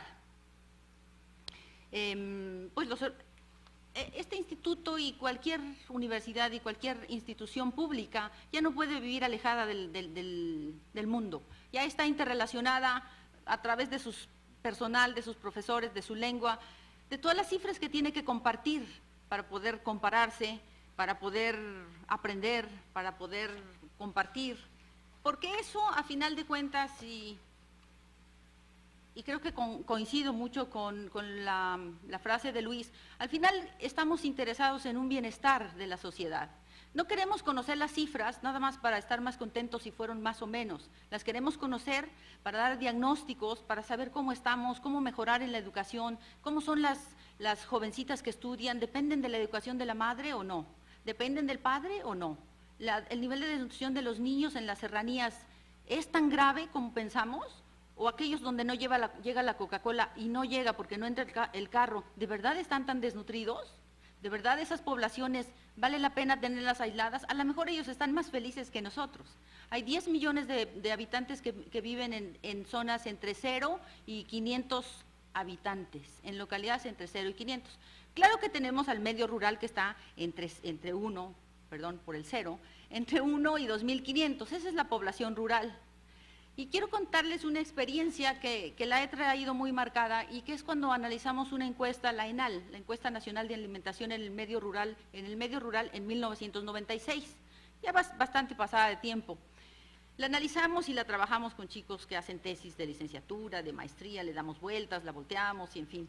Y entonces al final me di cuenta que esa encuesta no tocaba a las localidades entre 0 y 500 habitantes. Y dijimos, ¿y no están ahí? ¿No estará ahí la desnutrición más grave? Quizás sí o quizás no, no sabemos.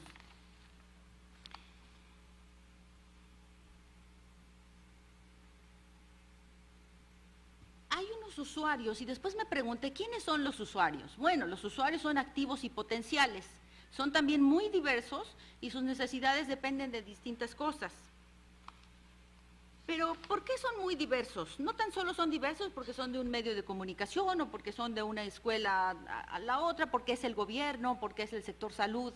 Son también diversos porque los usuarios tienen distinta capacidad y elementos para poder absorber, para poder entender, para poder explotar y para poder manejar las estadísticas que se les presentan. Luis bien decía, pues si no viene en el Excel, está re difícil. Y mi colega de Culiacán dice, oye Guille, si tú me mandas estas cosas yo no la puedo leer porque yo ya no tengo la versión que tú tienes. Y decimos, y luego me dicen, oye, ¿y no tiene la UNAM una de las computadoras más potentes? Pues sí, pero no voy a llevar mi encuesta a trabajarla a enseñar a mis alumnos que después se van a ir a trabajar al ambiente de fuera y ellos no van a tener la computadora más potente a la mano para resolver una suma. Y nuestros colegas en Yucatán, ellos no están tan avanzados en el hardware, aunque existe. Entonces, un investigador social o en biomedicina no tiene los mismos elementos que lo tenemos o en la Ciudad de México, o en Mérida, o en Tijuana, o en fin. Entonces, uno tiene que adaptarse y tratar de producir estas estadísticas y ponerlas a disposición al nivel de los usuarios, y ese nivel es muy variado.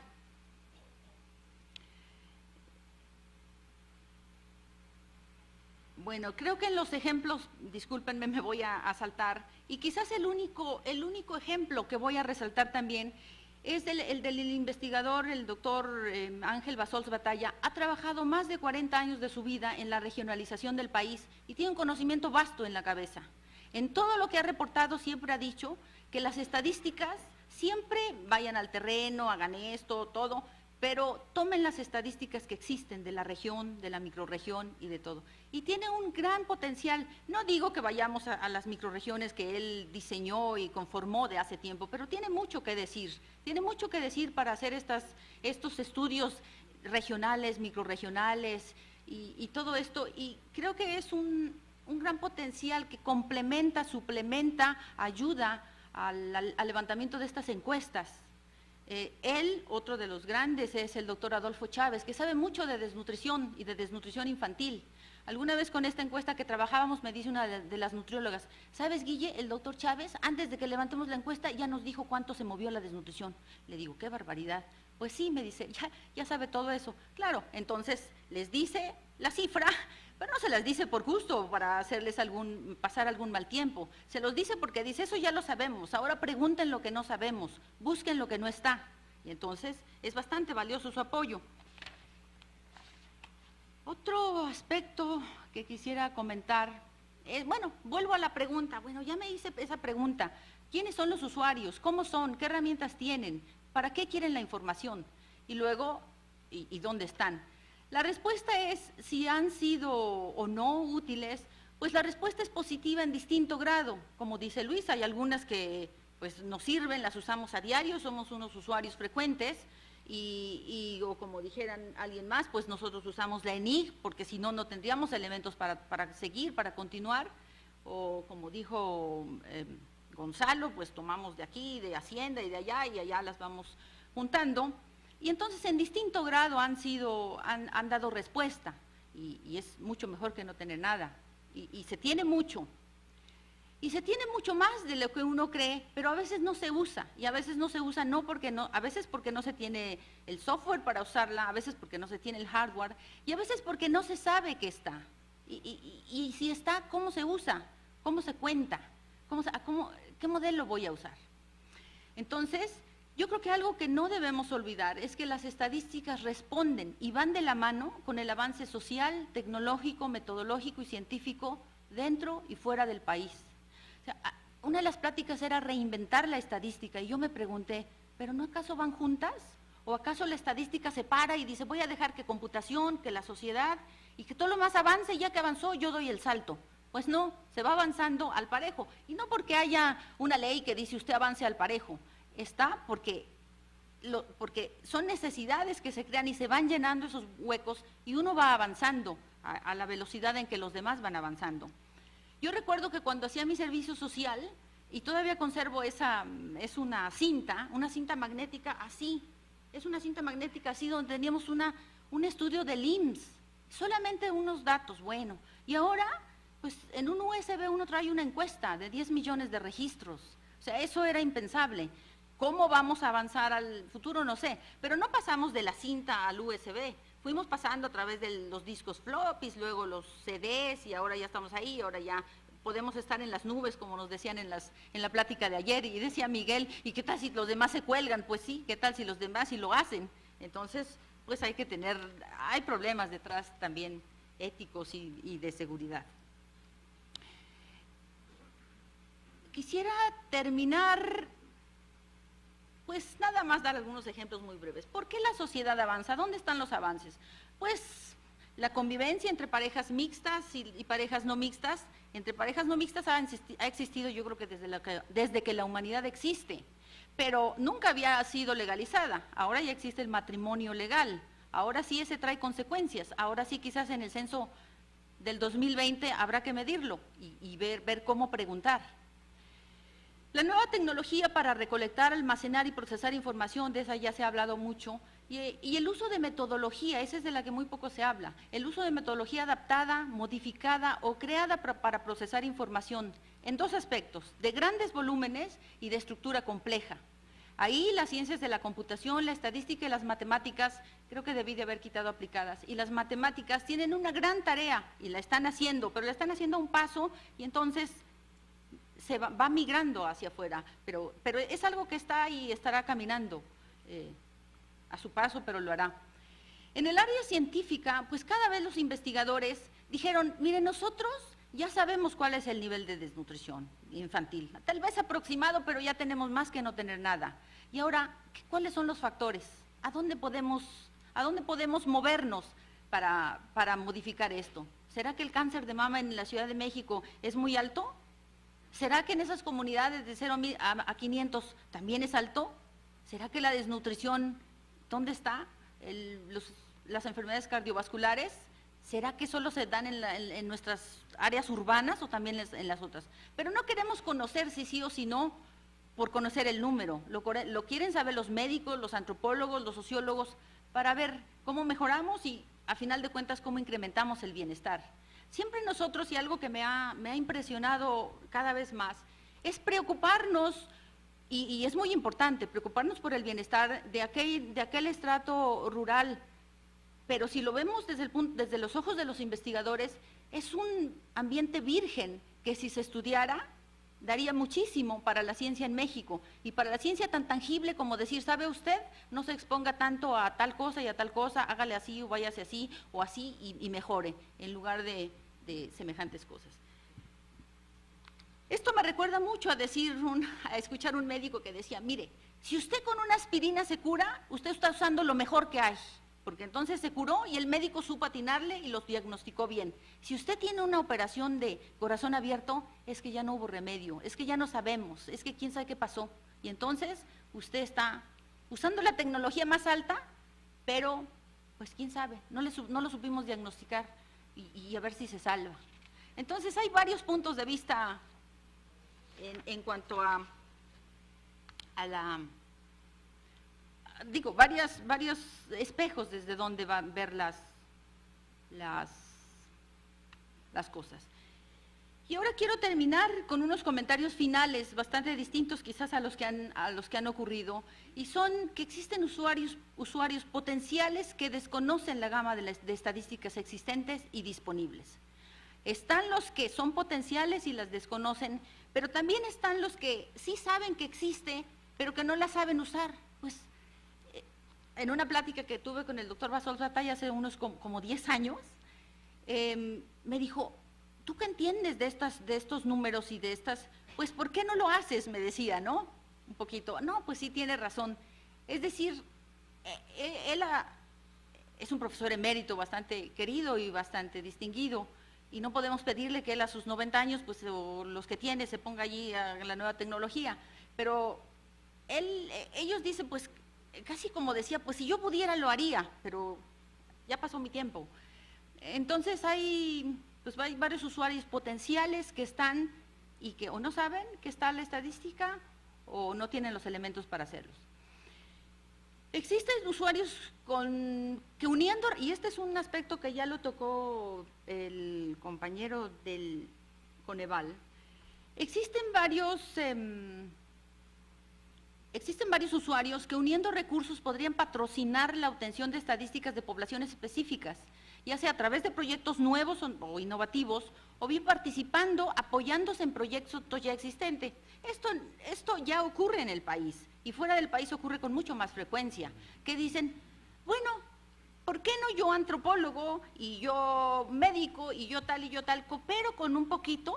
Y cuando tú, INEGI, vas a hacer el conteo rápido, ¿por qué no nos levantas esta encuesta? Si tú de todas maneras vas a llegar a las comunidades esas que son difíciles de llegar y ya llegaste, ya nuestro costo es menor, ¿por qué no aportamos y socializamos la información?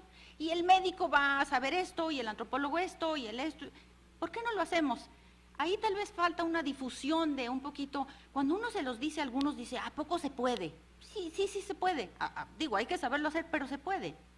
Pero a veces, pues no sabía. Bueno, la comunidad académica internacional ha desarrollado herramientas especializadas, transportables, poco demandantes en términos de hardware y de acceso libre. Y no lo digo porque vengo a decir a convencerles que usen látex, que dicen, ¿y yo para qué necesito el signo de la sumatoria o de la integral si vivo feliz sin ellas?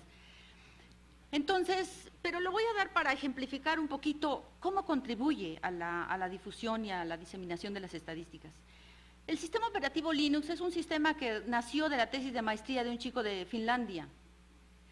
El software para procesar texto, desde una carta hasta un libro, con simbología de diversas lenguas y de diversas ciencias, pues es el TeX y LaTeX. Este lo hizo el gran computólogo todavía viviente, Donald Knuth, de la Universidad de Berkeley. Y nosotros como en la academia somos felices porque no dependemos del sistema operativo, funciona en Mac, funciona en Windows, no importa si nuestro colega es hindú, si nuestro colega es ruso, no importa si abro mis archivos de hace 10 años, no sé si a ustedes les ha pasado que han querido abrir archivos de hace 10 años, no están tan lejos, y ves que ya no los pueden abrir, ya no hay, o sea, y no es que no tenga el disquito, es que la versión ya no funciona del Windows o del que usaba. Pues estos archivos están en ASCII y se pueden manejar, se pueden transportar, se pueden enviar, se pueden modificar. Muy bien. Y con esto creo que termino. Es el software altamente especializado en metodología estadística R. Porque tampoco quiero convencerlos que usen R, es un software que va caminando poco a poco y que no es todavía tan amigable como lo es el de ventanitas. Entonces, ¿por qué usarlo? No vengo a convencerlos a que los usen. Pero esto va a tener una consecuencia muy fuerte, en particular en promover y aumentar el número de usuarios y el uso de las estadísticas. ¿Por qué? Porque nosotros a los alumnos no dejamos de darles la teoría, no dejamos de mostrarles la metodología, pero ahora ya podemos hacerlos que practiquen. Mira, tú bajas la ENIG, ¿tú de qué estados? Yo de Chiapas, maestro. Bájate Chiapas y estúdialo. No, es que Chiapas, aquí ya tienen todo el contexto atrás, ¿no? Como decían ayer, ya tienen historias y dicen, no, pues si ya es Chiapas, ya me interesó, ¿eh? Y tú, pues yo de Guanajuato, no, pues yo del DF, maestra, pues bájatelo. Entonces baja y se empiezan a hacer, exponen, dan sus historias y fueron expuestos. Y no necesitaron tener el software comercial que es carísimo, que entonces lo andan buscando los chicos. Al chico se le dice ahora, ¿tienes PC? Sí. No, bueno, vete a la biblioteca. Ahí está R, si no lo bajas en tu casa, trae la instrucción, calculas esto y mañana lo traes. Prueba esta metodología, la otra, y mañana lo expones. Ah, muy bien, antes no lo podíamos hacer. Si estos chicos ya fueron expuestos a estos, son chicos que se van a ir y que son la semilla que van a difundir y van a ser los usuarios potenciales y activos de las estadísticas, y estas van a tener mejor difusión. Para terminar, pues quizás dirían que son muy poquitos, pero por ejemplo, y voy a dar esta cifra porque es la que conozco y la que tengo de primera mano, más bien la que conozco.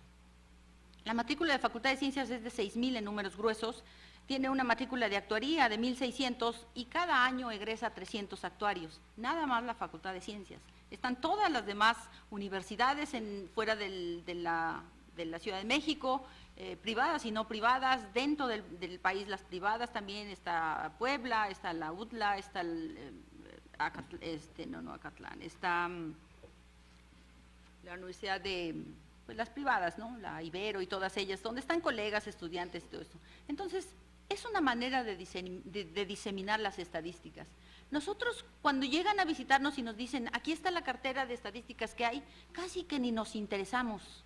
Pero ya cuando nos muestran y nos abren la base de datos y nos dicen, decimos, ah, entonces sí sirven, entonces sí podemos usarlas. Y entonces nos entusiasman. Pero desde luego que, y luego dirían, y luego les pregunto, ¿y van a ir a medicina? No, pero los médicos, ¿qué se van a ocupar de esto? Pero tienen todo un departamento de salud pública, ellos están usando las encuestas a diario.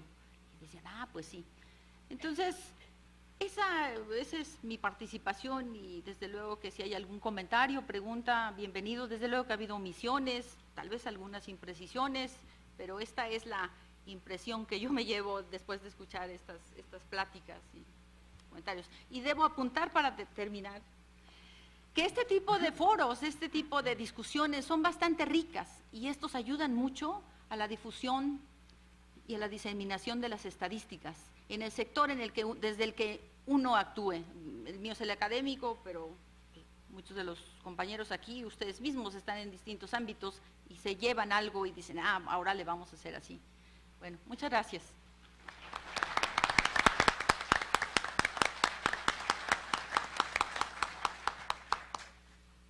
Bueno, pues muchas gracias a los participantes. Yo simplemente me aventuro con un par de comentarios que es lo que se me queda grabado de estas presentaciones. Pueden resultar obvios, pero siempre hay que repetirlos, estos temas de la oportunidad, la desagregación y la transparencia, no que fueron comunes en las presentaciones de estos representantes de diferentes sectores. El hecho de que la información es útil para todos los sectores de la sociedad, por lo tanto debe ser difundida y accesible a todos los sectores por diferentes medios y en diferentes niveles. El hecho de que la estadística debe evolucionar con la sociedad, ¿no? Y esa evolución debe darse en todos los aspectos de la estadística, tanto metodológicos como tecnológicos. ¿No? Un tema que me parece muy relevante, que es que puede haber necesidades nuevas, pero también hay formas nuevas de explotación de información que ya existe y que podemos aprovechar. No simplemente necesidades nuevas tienen que ser respondidas con nuevos proyectos. Y bueno, yo creo que un tema también muy relevante es de las series históricas, ¿no? El hecho de que las necesidades de los usuarios no siempre son el ver hacia adelante, sino que también hay necesidades que hay que ver para atrás. Y ahí yo me pregunto si los datos de 1880, en qué versión de Excel vendrán, no sé, si la tenemos aquí disponible. Pero bueno, ahora abro el foro a preguntas de los participantes de la audiencia. Y si como ayer nos hacen el favor de apagar un poquito las luces o prenderlas para ver mejor desde acá. Bueno, mi nombre es Yuriko Yabuta, trabajo en el instituto. Quisiera hacer una pregunta para Luis Fonserrada y tiene que ver precisamente con la oportunidad. A mí me queda claro que como analistas económicos y asesores de las empresas en la parte económica, les gustaría tener la información estadística hoy de lo que pasó ayer, ¿no? Sin embargo, sabemos que el proceso, la generación de información estadística tiene que ver con varias etapas que son la captación, el procesamiento, la validación, el análisis de congruencia hasta que llega a la difusión. Sin embargo, podría ser que se pudieran obtener algunos indicadores o estimaciones rápidas, haciendo la traducción directa del inglés de Rapid Estimates, que con información parcial, que no son pronósticos, sino información parcial, y pero que necesariamente irían cambiando conforme se tuviera mayor información. Entonces mi pregunta es, si realmente les sería de utilidad contar con este tipo de indicadores, algunos de los más importantes, sabiendo que necesariamente irían cambiando conforme fueran pasando las semanas. Gracias. Sí, la respuesta es sí, definitivamente. Es decir, el contar con información preliminar, como se publica en otros países, que sabemos que luego se va modificando. Aún el PIB, ¿no? Por ejemplo, americano se modifica y a veces se modifica de manera muy importante. Yo creo que el tener una idea, aunque cambie después de signo el movimiento, siempre es importante. Es decir, el costo que pueda tener el pensar que la información que nos marque cierta dirección, aunque luego cambie, yo creo que es mucho menor en función de todo el tiempo, todas las veces que se pueda utilizar esta. Y no solamente por los analistas del sector privado, ¿no? Que estamos muy metidos en cosas de todos los días, sino para secretarios y subsecretarios, los encargados de las políticas públicas, ¿no? Muchas veces nosotros tenemos pláticas con ellos y ellos están, pues estamos sentados en la mesa sin saber, ¿no? ¿Qué pasó? ¿Qué ha pasado? Y hay algunos indicadores más sencillos, muy rápidos, que nos permiten tener con una enorme oportunidad las cifras, ¿no? El indicador, por ejemplo, de la actividad manufacturera y no manufacturera del índice de IMEF, en donde Jonathan lo ha apoyado y lo diseñó y lo ha mantenido. Yo creo que es un ejemplo importantísimo de esta oportunidad, ¿no? Las cifras de ANTAD, que entiendo que ya también con INEGI están siendo utilizadas, también tienen una extraordinaria oportunidad. Todo ese tipo de cosas serían de una gran riqueza y las estimaciones previas, preliminares, etcétera, sin duda serían muy importantes. Gracias. Ahora otra pregunta, veamos aquí a Miguel ya con micrófono en mano. Gracias. En primer lugar, quiero agradecer los comentarios que nos han hecho. A mí me han servido mucho y me hacen ver, no es una pregunta, es un comentario que quiero hacer con respecto a todo lo que se presentó aquí. Me hacen ver pues nuestras limitaciones en varios aspectos. Uno de ellos, que sí es grave por lo que comentan, es la difusión que tenemos de nuestra información. Por ahí comentaron que no tenemos un indicador del PIB estatal, y desde hace un año se publica cada 3 meses el indicador equivalente al PIB a nivel de entidad federativa.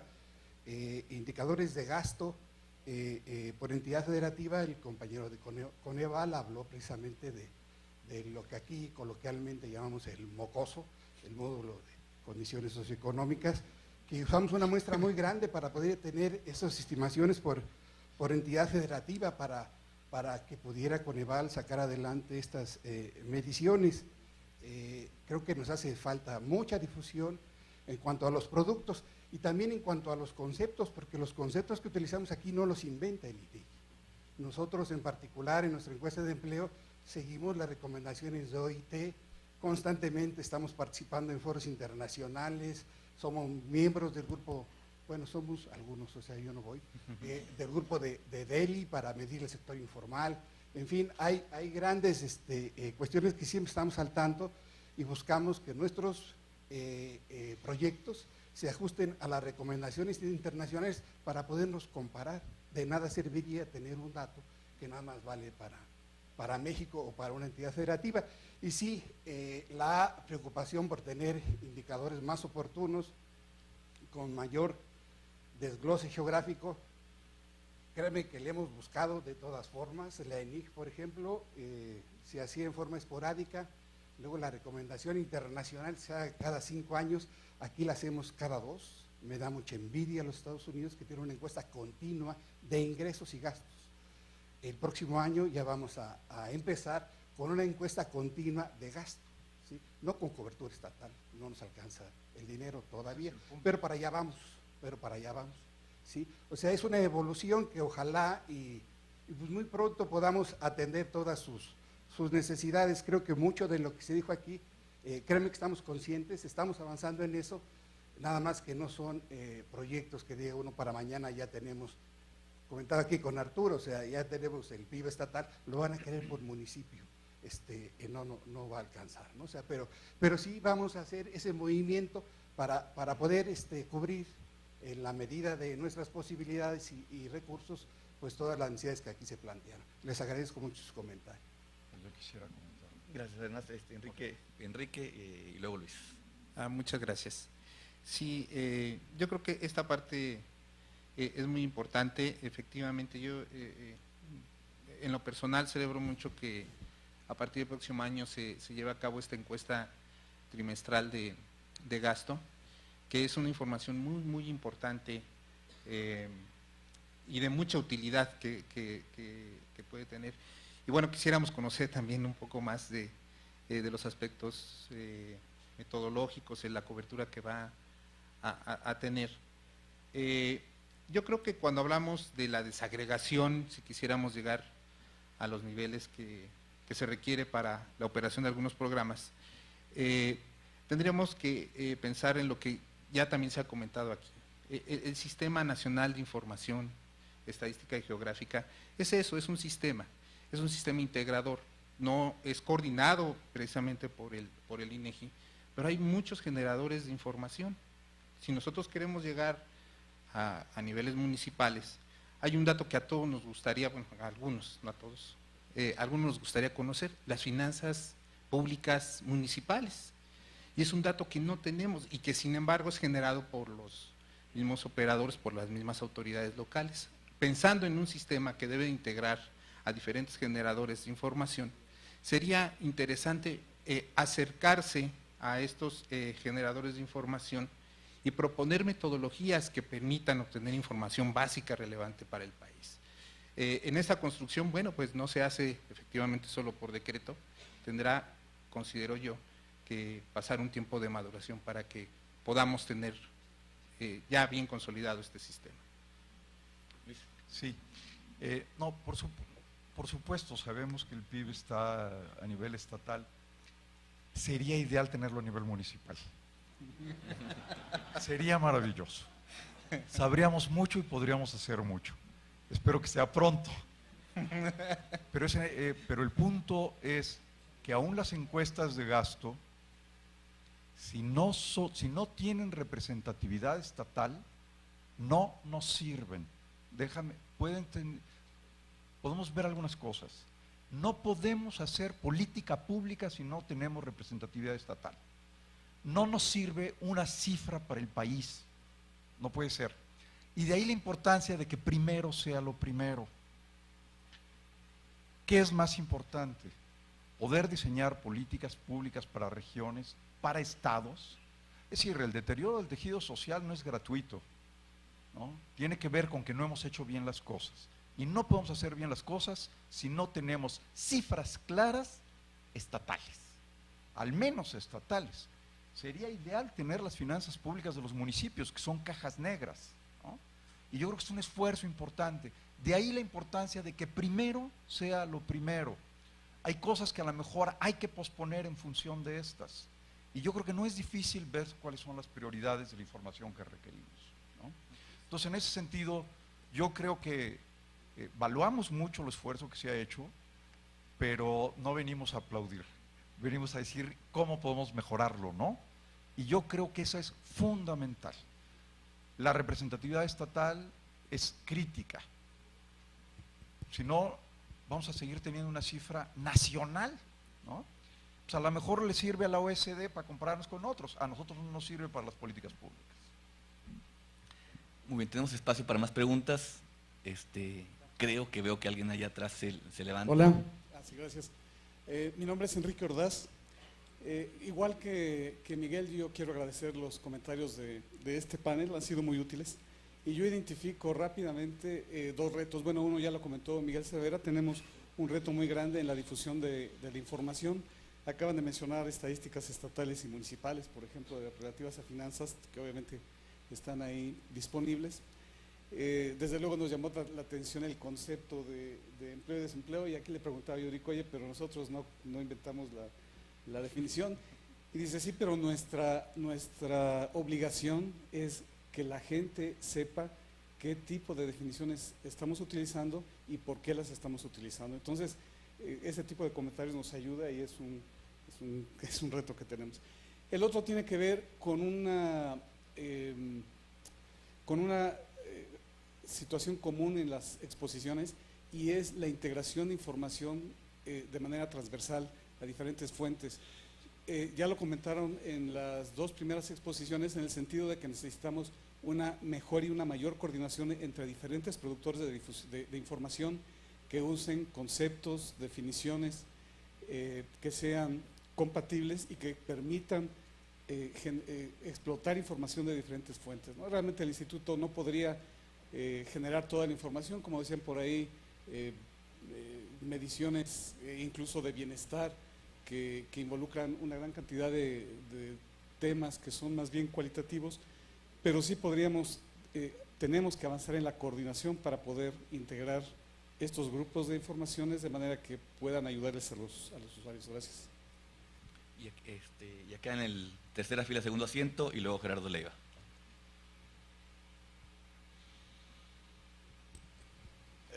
Gracias, muy amable. Mi nombre es Jorge Uría, y más que decir de dónde vengo representando, bueno, pues soy un usuario más de la información y utilizo y conozco bastante diversos productos de información, no solamente del INEGI, sino de diversas fuentes de información, pero mi punto de vista, el que quiero expresarme, es como usuario de información. Primeramente, bueno, felicitar al panel, las exposiciones, los comentarios que se han hecho. Me parece muy importante todos estos puntos de vista de estos usuarios potenciales, académicos, de revistas especializadas, de instituciones. Y en esa parte de los usuarios yo quisiera hacer algunos comentarios y algunas preguntas.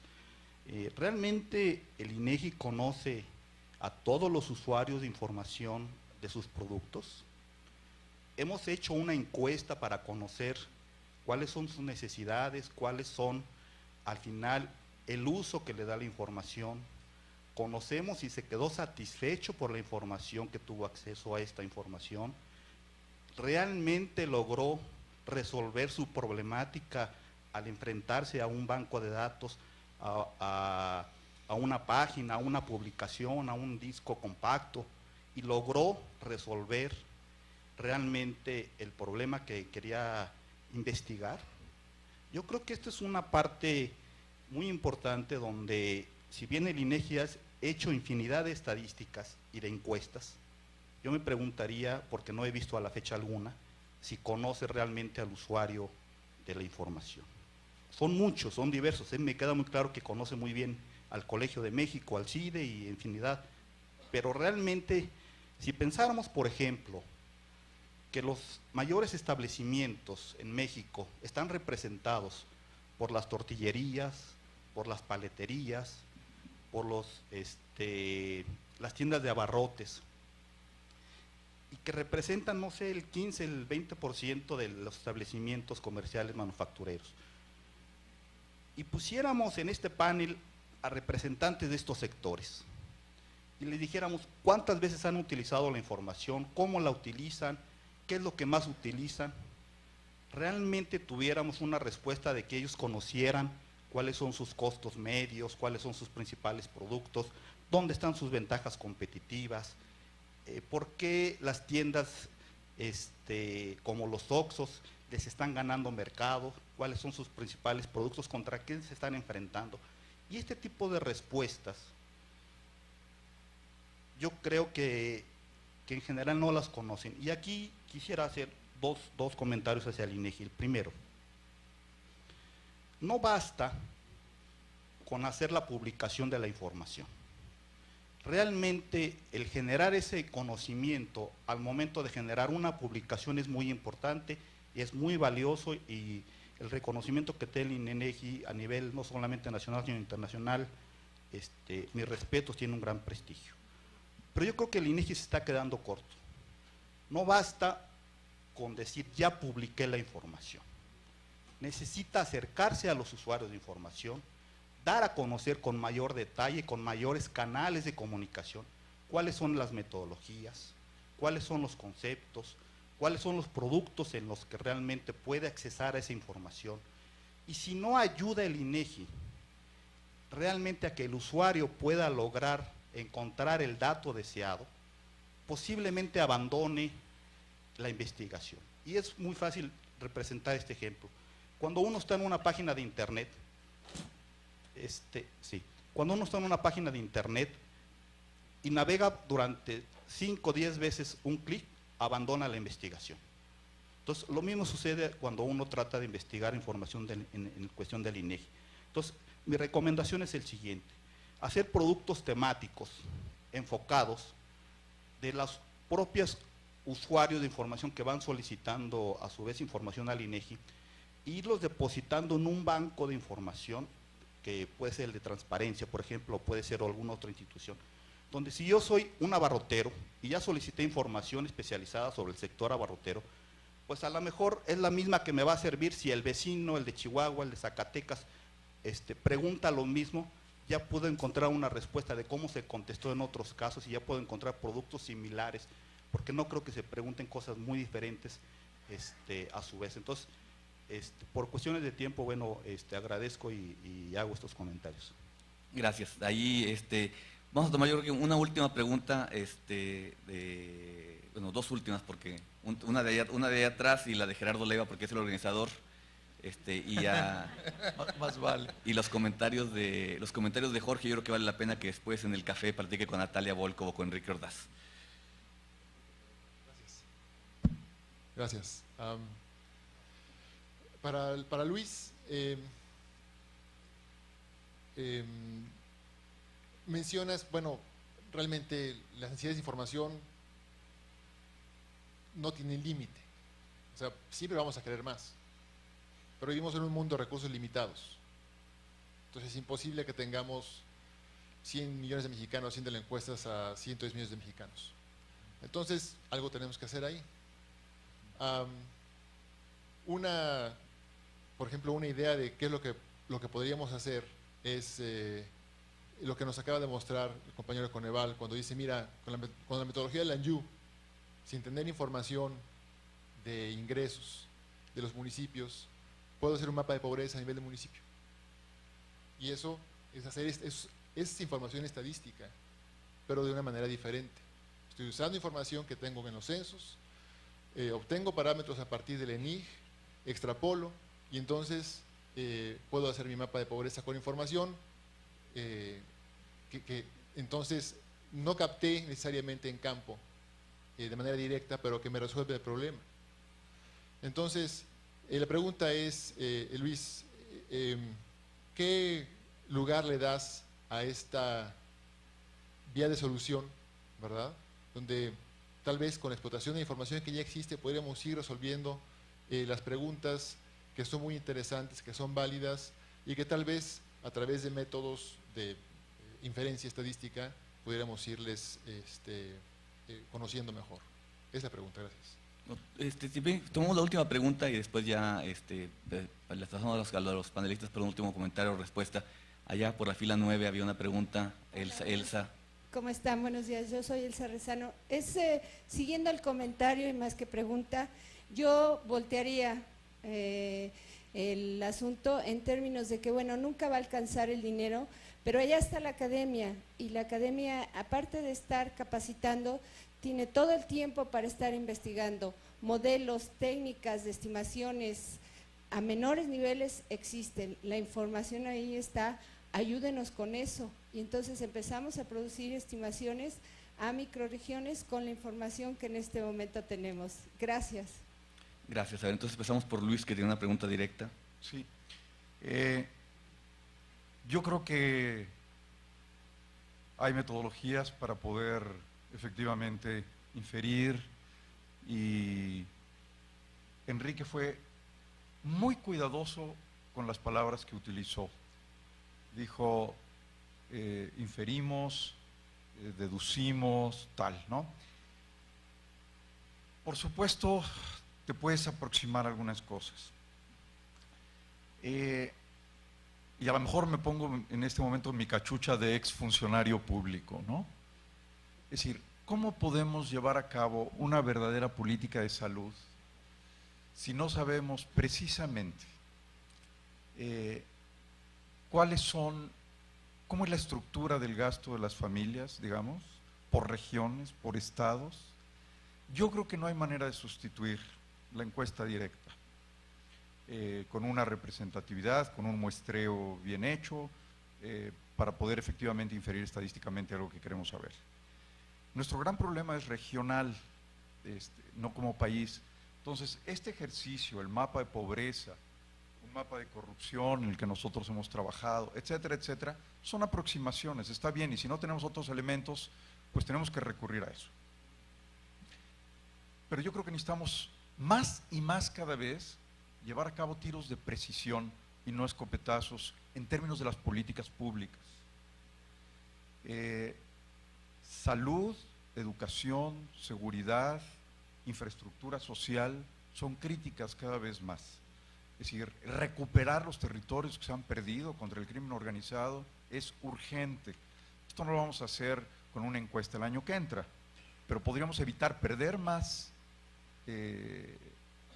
territorio y podemos propiciar mejores niveles de vida, mejor educación, con tiros de precisión. Por supuesto que si no los tenemos, vamos a tener que recurrir a lo que tengamos y vamos a hacer estimaciones y inferencias, etcétera. No sabemos qué hacen los municipios con sus recursos, no sabemos qué hacen con las transferencias, no sabemos qué hacen con sus recursos propios, no sabemos qué pasa con el predial en la República, por ejemplo, ¿no? Entonces, evidentemente no hay recursos suficientes para todo lo que quisiéramos.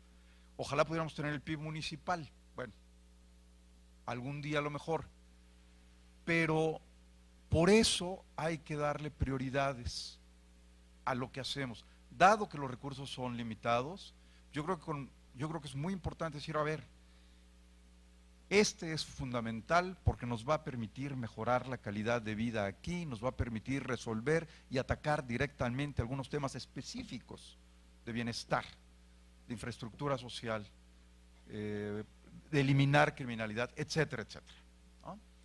El gasto de las familias es crítico para entender muchas cosas. Ahí atrás podemos enriquecer y hacer, pero necesitamos que sea a nivel estatal, ¿no? Entonces, creo que si hubiese algo prioritario, realmente prioritario en el país, es uno de los temas, ¿no? Eso me parece. Necesitamos elementos para afinar y apuntar con tiros de precisión las políticas públicas. De otra manera, vamos a continuar desperdiciando una enorme cantidad de recursos como lo hacemos ahora. Coneval ha demostrado la regresividad y ha reprobado tantos programas que continúan ahí. Necesitamos más precisión. Entonces, es evidente, somos muy conscientes de que hay una limitación de recursos, ¿no? De ahí la importancia de priorizar, y priorizar en función de las políticas públicas, de los elementos que requieren para resolver los problemas fundamentales del país, ¿no? Hay otros que pueden esperar, no que no sean importantes, ¿no? Exageré antes con los ejemplos, está bien, 20 llamadas, bueno, pero hay que dar prioridad en función de la escasez de recursos, y yo creo que esto es de altísima prioridad, Gerardo. Bueno, a los otros dos panelistas les pido un minuto para comentarios finales, porque a mí me descuentan como moderador por minuto. No sé cómo van a cobrar el panelista que perdí, pero bueno. Guillermina. Pues yo muy breve. Desde luego que la academia tiene una gran responsabilidad de no solo de educar, sino también de contribuir a diseminar, a dar soluciones. Y ciertamente no es todo blanco y negro.